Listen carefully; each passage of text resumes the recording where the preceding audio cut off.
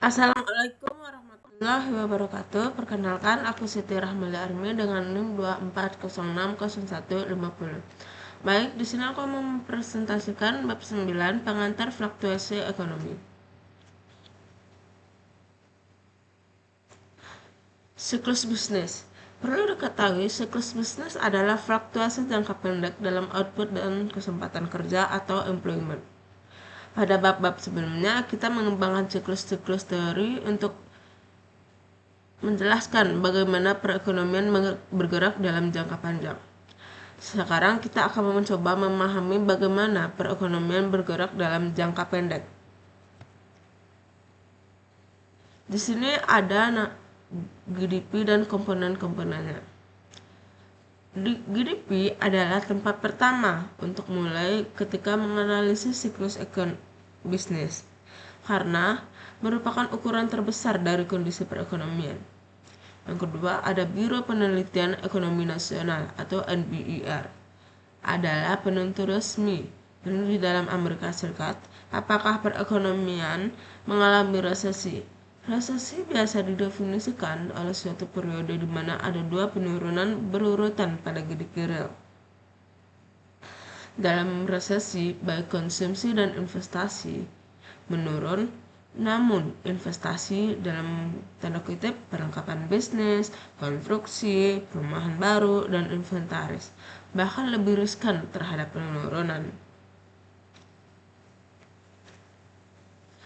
Selanjutnya ada hukum bisnis. Dalam resesi, pengangguran meningkat. Hubungan negatif bila naik yang lain turun. Itu. Antara pengangguran dan GDP ini biasa disebut dengan hukum Okun's atau Okun's Law dari Arthur Oken. Ekonom yang pertama mempelajarinya. Secara ringkas, ini didefinisikan sebagai perubahan persentase GDP real.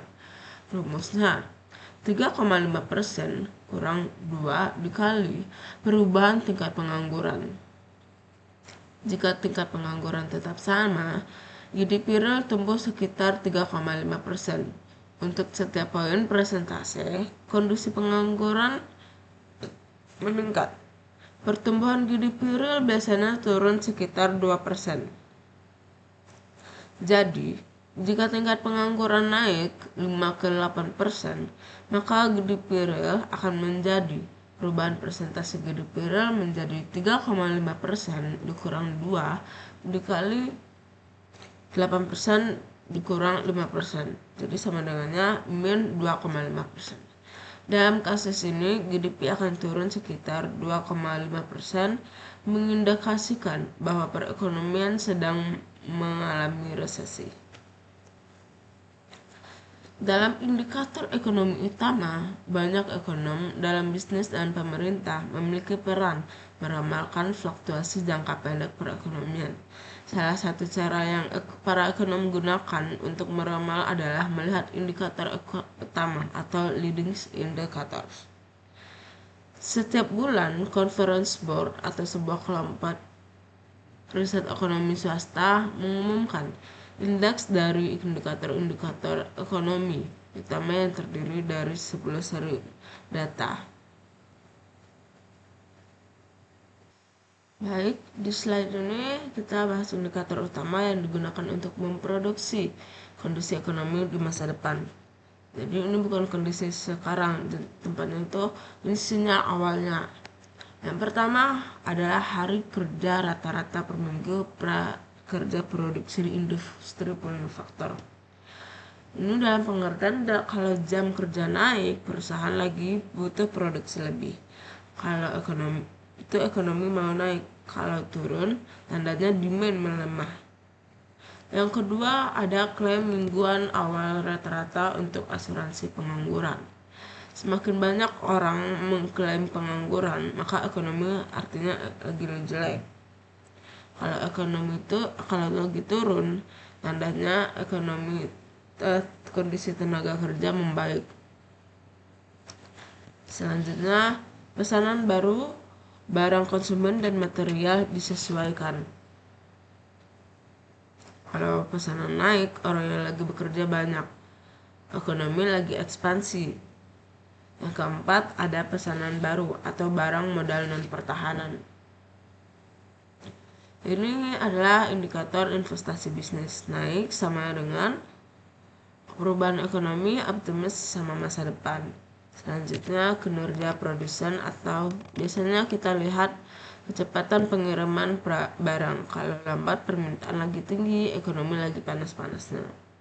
Yang keenam, pemberian izin gedung baru. Kalau naik, tandanya sektor properti aktif, maka ekonomi tumbuh. Selanjutnya, indeks harga saham. Saham itu forward looking. Naik tandanya investor akan optimis ekonomi ke depan. Selanjutnya yang ke-8 adalah jumlah uang beredar atau MQ, disesuaikan untuk inflasi. Semakin banyak uang beredar, maka daya beli naik, dorong pertumbuhan ekonomi. Selanjutnya, penyebaran tingkat guna atau sebaran hasil antara surat utang berjangka 10 tahun dan surat utang berjangka 3 bulan. Kalau selisih normal, ini positif, ekonomi lagi sehat. Tapi kalau kebalik, itu namanya inverted atau warning resesi. Yang ke-10 ada indeks harapan konsumen. Ini artinya kalau orang optimis, maka mereka bekerja, belanja bakal naik. Itu ekonomi tandanya naik.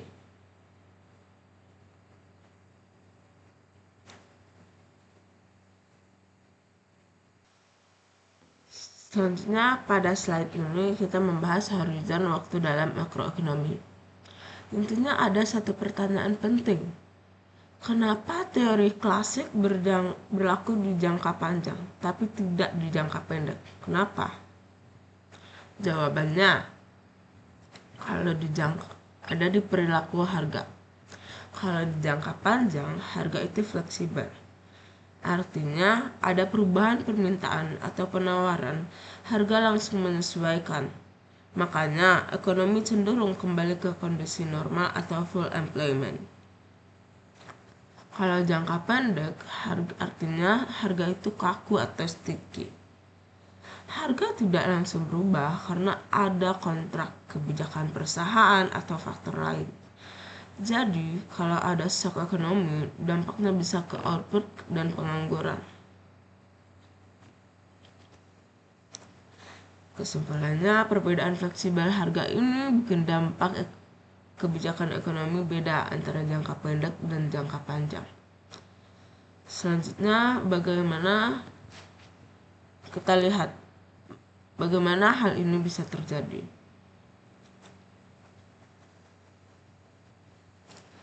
Ini adalah model penawaran agregat atau AS dan penawaran agregat. Ini AD. Di sini aku jelaskan pakai 3 kurva. AD atau agregat demand itu adalah total permintaan barang dan jasa.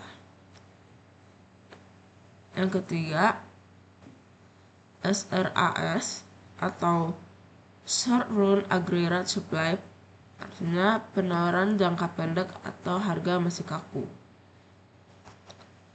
Yang ketiga ada LRAS atau long run aggregate supply. Itu artinya penawaran jangka panjang atau output potensial. Jadi, titik potong AD dan SRAS sama dengan kondisi ekonomi jangka pendek. Kalau titik potongnya itu LRAS, kondisi ekonomi tanda panjang atau output normal. Jadi, perbedaan utama jangka pendek dan jangka panjang ada di fleksibilitas harga. Ini yang jadi dasar kenapa kita butuh model AD dan AS untuk menjelaskan fluktuasi ekonomi.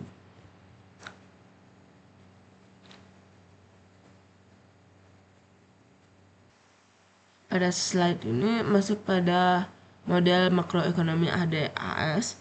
Model ini dipakai untuk buat ngerti dua hal penting. Satu, tingkat bunga atau tingkat harga atau P. Yang kedua, output atau Y. Dan bagaimana keduanya ditentukan di jangka pendek dan jangka panjang. Mari kita lihat grafiknya. AD atau aggregate demand itu garing miring ke bawah. Sementara SRAS atau short run aggregate supply itu jangka pendek. Coba kita ketahui, atau LRAS ini adalah jangka panjang. Jangka pendek, titik keseimbangan ada di perpotongan AD dan SRAS. Karena harga masih kaku, jadi output bisa naik atau turun. Dalam jangka panjang, ekonomi akan bergerak ke LRAS, artinya output kembali ke tingkat normal atau full employment. Jadi intinya dalam jangka pendek ekonomi bisa nyimpang, tapi dalam jangka panjang dia akan balik ke jalurnya.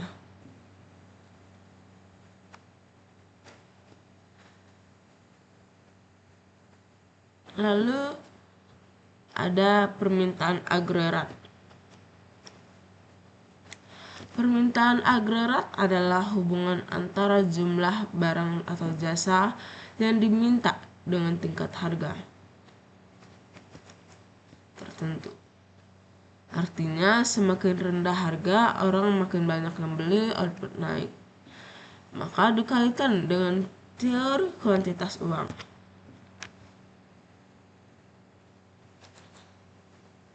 Teori kuantitas uang adalah MV sama dengan PY, di mana M adalah jumlah uang beredar, V adalah kecepatan perputaran uang, P adalah tingkat harga. Sementara Y adalah output. Kalau disusun ulang, M, P sama dengan KY. Artinya permintaan uang itu sebanding sama output.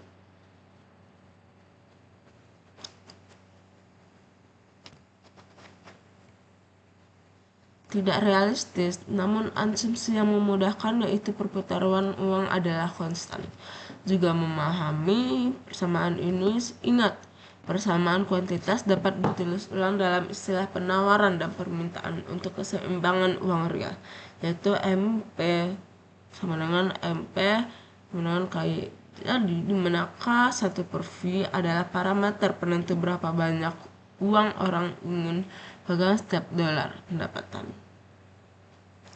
Persamaan ini menyatakan bahwa penawaran keseimbangan uang atau M per P sama dengan permintaan dan bahwa permintaan adalah proporsional tiap output. Konsumsi perputaran konstan sebanding dengan asumsi permintaan konstan akan keseimbangan uang real dan per unit output.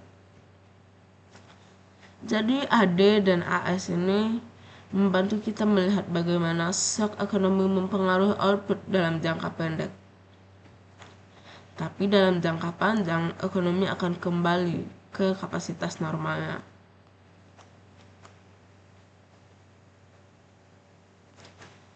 Selanjutnya, kurva permintaan agregat.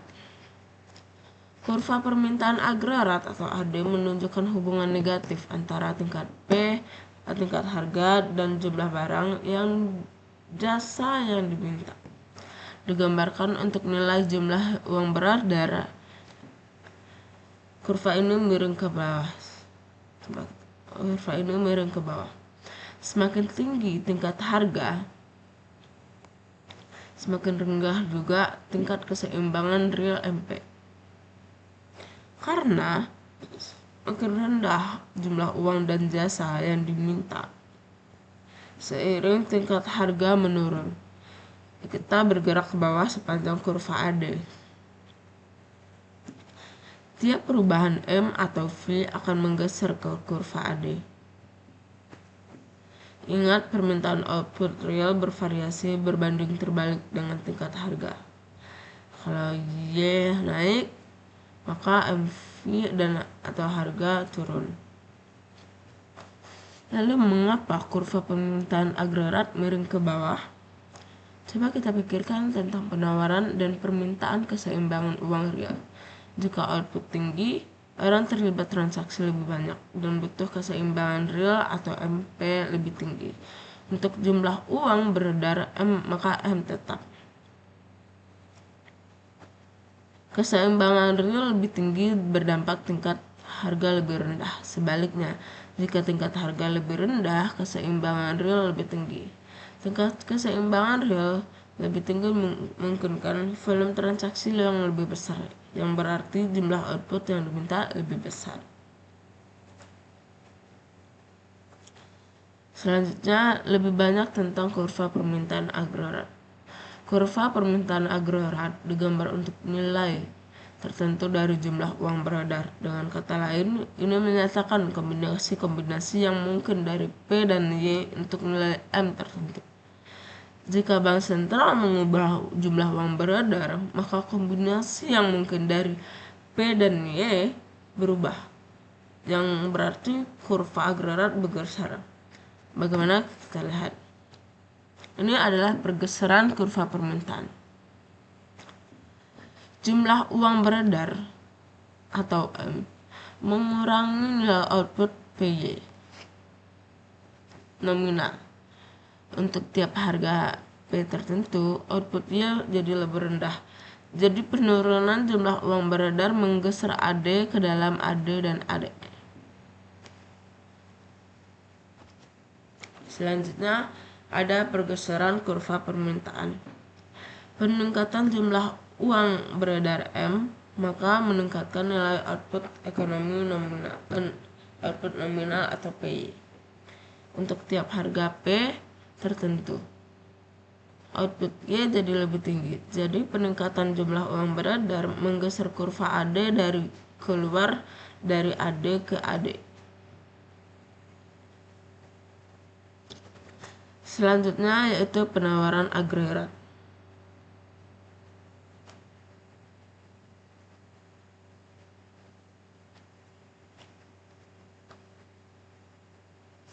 Atau agregat supply. Hubungan antara jumlah barang dan jasa yang ditawarkan dan tingkat harga karena perusahaan yang menawarkan barang dan jasa memiliki harga yang fleksibel.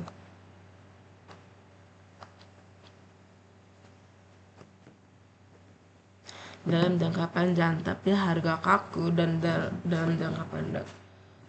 Hubungan antara penawaran agregat bergantung pada horizon tertentu, horizon waktu.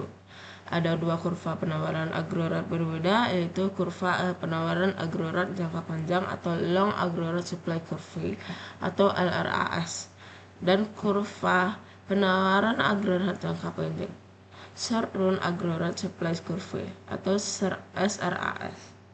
Kita juga harus mendiskusikan bagaimana perekonomian membuat transisi dari jangka pendek ke jangka panjang. Tapi pertama-tama kita buat kurva jangka panjang atau LRAS. Kurva penawaran agregat vertikal karena model klasik menggambarkan bagaimana perekonomian berjalan dalam jangka panjang. Kita dapat mengambil kurva penawaran agregat jangka panjang dari model klasik. Ingat, jumlah output yang diproduksi bergantung pada jumlah tertentu dari modal dan tenaga kerja dan teknologi yang tersedia. Untuk ini, Y sama dengan F, KL sama dengan Y. Menurut model klasik, output tidak bergantung pada tingkat harga. Mari kita pikirkan tentang anggapan proses clearing pasar ini dalam pasar tenaga kerja atau komponen L dari fungsi produksi.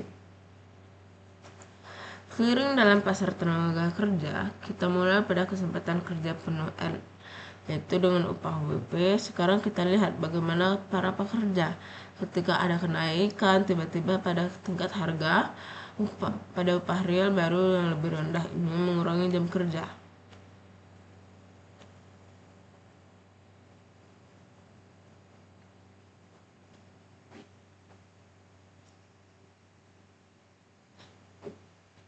Upah real karyawan. Tapi pada saat yang sama, pemberi kerja meningkatkan permintaan mereka pada pekerja. Jadi sekarang pasar tenaga kerja ada pada disequilibrium, jumlah yang diminta melebihi jumlah yang ditawarkan. Kita akan melihat bagaimana upah fleksibel akan memungkinkan pasar tenaga kerja kembali ke equilibrium. Pada kesempatan kerja, untuk mempekerjakan lebih banyak pekerja memberi peningkatan upah real 2W. Sebagai hasil 2W, lebih banyak pekerja diterima dan pasar tenaga kerja dapat bergerak.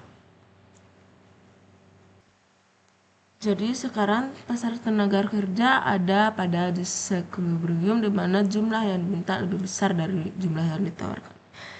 Kita akan bagaimana upah fleksibel akan memungkinkan pasar tenaga kerja kembali ke equilibrium pada kesempatan kerja penuh. Untuk mempekerjakan banyak pekerja harus meningkatkan upah real ke 2W. Sebagai hasil dari 2W, lebih banyak pekerja diterima dan pasar tenaga kerja dapat bergerak.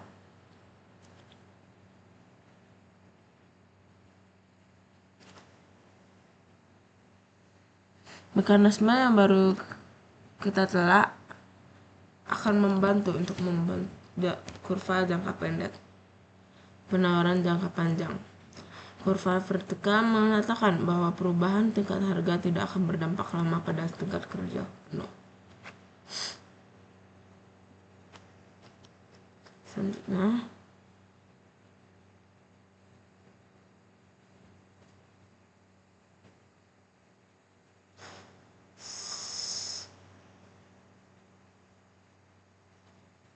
dalam equilibrium jangka panjang, perekonomian ada pada potongan harga penawaran agregat panjang dan kurva permintaan agregat karena harga-harga lebih sesuai pada tingkat ini. SRAS memotong titik ini. Selanjutnya ada penurunan permintaan agregat. Perekonomian mulai daripada equilibrium jangka panjang di titik A, maka penurunan permintaan mungkin disebabkan penurunan jumlah uang beredar.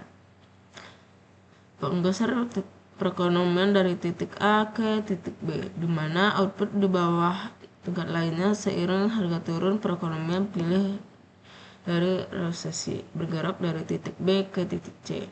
Selanjutnya, kebijakan stabilisasi. Perubahan eksogen pada penawaran atau permintaan agregat disebut guncangan atau shock. Guncangan yang mempengaruhi penawaran agregat disebut guncangan penawaran. Guncangan yang mempengaruhi permintaan agregat,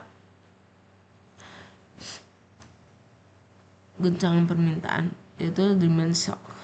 Guncangan-guncangan ini mengganggu perekonomian muncul, mendorong output dan pengangguran menjauh dari tingkat alaminya. Tujuannya antara model penawaran dan penawaran permintaan adalah untuk membantu menjelaskan bagaimana guncangan menyebabkan fluktuasi ekonomi.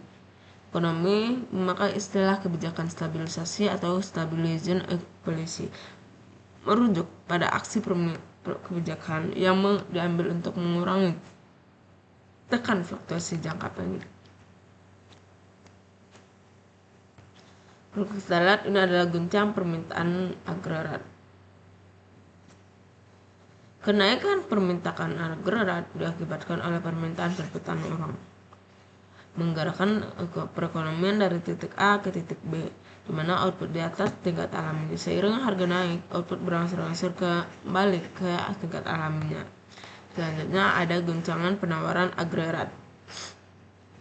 Guncangan penawaran ini adalah memperburuk, meningkatkan biaya dan harga. Jika ada dipertahankan konstan, perekonomian bergerak ke titik A, ke titik B mengarah pada stagflasi. Kombinasi kenaikan harga dan penurunan tingkat output. Akhirnya seiringan harga turun, perekonomian kembali ke tingkat alami atau titik B, titik A. Selanjutnya, menanggapi guncangan penawaran yang memburuk, Bank Sentral bisa meningkatkan permintaan agregat untuk mencegah penurunan output. Perekonomian bergerak dari titik A ke titik B. Biaya dari kebijakan ini adalah tingkat harga yang lebih tinggi secara permanen. Selanjutnya adalah konsep-konsep dari Sekian konsep-konsep saya dari bab 9 presentasinya. Wassalamualaikum warahmatullahi wabarakatuh.